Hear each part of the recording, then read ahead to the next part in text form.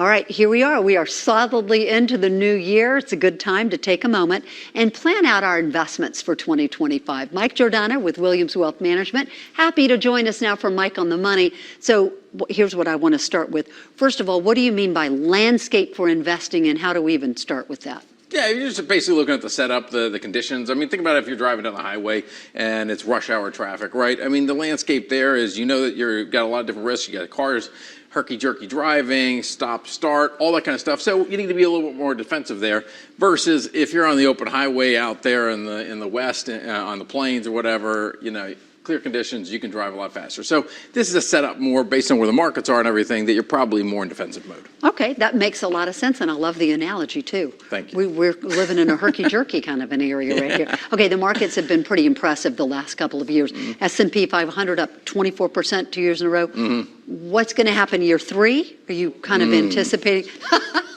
Put on that little Swami hat and tell me what's going to happen. You know, impossible. Impossible to know if you can have that for a third straight year. I mean, are you surprised it happened 2 years ago? It's pretty remarkable what's happened over the last couple of years. You saw a bunch of these years stack up in the late 90s.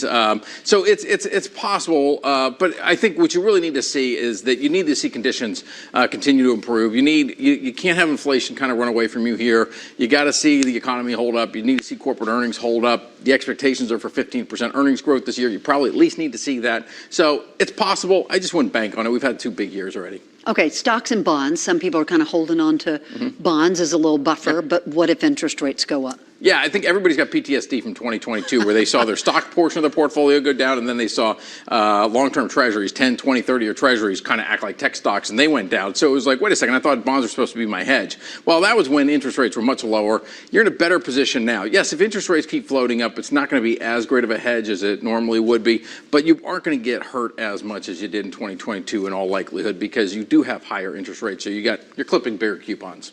Okay, and I'm always hearing you say diversify, and it depends on where you are in your landscape. But in the landscape, how do you decide what mix? How do we as individuals or maybe even age groups decide what mix we want? Yeah, it all comes down to risk tolerance, but the best way I say to look at it is take a look at all those near-term goals. If you're about to retire here in the next couple of years, you want to say, oh, I want any of that near-term money to be in more stable assets. So if you're looking to retire and you say, hey, I got $1 million portfolio, I need $50,000 a year, maybe $200,000 to $250,000 you have shaved away in money markets, short-term bonds, that kind of stuff that's going to be stable, not a lot of volatility. And then the rest of it you can allow in those more volatile assets like stocks. Some of those stocks, people were chasing some pretty exciting stocks. Absolutely. And it's fun. Yeah. But how do you restrain yourself from chasing those winners? Or do you? Do you go ahead and chase them? I don't have any restraint. Oh, that's a great way to live, Jane. Oh, that's fantastic. You know, balance. Not what you heard Mike say. No. I mean, if you're a reality TV star, then yes, restraint's a bad thing. You want to have a little bit of crazy there. But even with reality stars, you only want so much crazy because you don't want to like flame out after a couple episodes. The big money's made by sticking around season after season after season. Same thing with the stock market and investing. The compound interest really takes hold if you can stick around year after year after year. And that's the benefit of diversification is that you're always going to have some winners and some losers, but you're going to stick around and you're going to allow that money to keep compounding. So right now it doesn't feel good. It feels terrible. The S&P 500 has been the only game in town. Foreign stocks, small companies, value stocks, they have not performed near as well as the S&P 500. So it's certainly kind of seduced people into that, but it's better to have some kind of balance. It will help you stick around and become a big star. Patience is the big word then. Yes. Get it and stick with it. And be a big Do you have any kind star. of restraint? Are you balanced, Jane? You look balanced. Not at all.